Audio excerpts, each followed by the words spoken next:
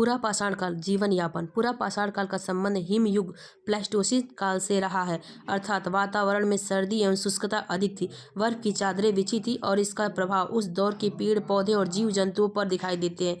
इस युग में विशालकाय एवं बड़े बड़े केस वाले जानवरों के साक्ष्य मिलते हैं।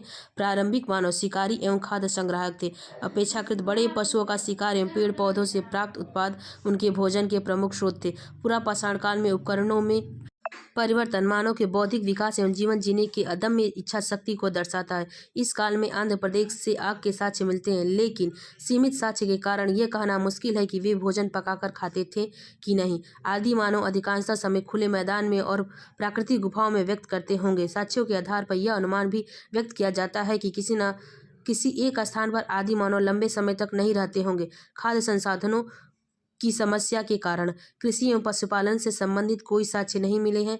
यह भी इस तत्व को पुष्ट करता है कि आदि मानव खानाबदोश जीवन जीते होंगे। इस काल में न तो बर्तन के साक्ष्य मिलते हैं और न ही कपड़ों के साक्ष्य। साक्ष्यों से इनके सामाजिक धार्मिक जीवन के संबंध में कुछ भी कहना मुश्किल है। मध्य पाषाण काल 10,000 बीसी से 6,000 बीसी। भौगोलिक वितरण यूपी, बेलन नदी घाटी, चौपानी मांडव, बर्तन के साक्ष्य, सराय नहर, सावधान के साक्ष्य, महदहा, सावधान, सिलबट्टा और जली हड्डियां, दमदमा, सावधान, हड्डी का आभूषण, मध्य प्रदेश, भीमबेटका, आदमगढ़, पशुपालन, राजस्थान, बागोर, पशुपालन, आदमगढ़ और बागोर प्राचीनतम पशुपालन के साक्ष्य हैं। गुजरात, लंघनाज, महाराष्ट्र, कर्नाटक, तमिलनाडु, टेरी समूह, आंध्र प्रदेश, उड़ीसा, पश्चिम बंगाल इत्यादि क्षेत्रों से भी इस युग के साक्ष्य मिले हैं। मध्य पाषाण काल के उपकरण: माइक्रोलिथिक सूक्ष्म उपकरण, छोटे छोटे उपकरण, पत्थर, फ्लैग के उपकरण, हड्डी के उपकरण। नाम: अर्धचंद्राकार, त्रिभुजाकार, चतुर्भुजाकार।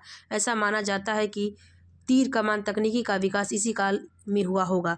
जीवन यापन: मध्य पाषाण युग का संबंध होलोसीन युग वर्तमान युग से माना जाता है। जलवायु में परिवर्तन हुआ, तापमान में वृद्धि हुई और इसका प्रभाव जीव जंतु, पेड़ पौधे, नदियों आदि पर दिखा।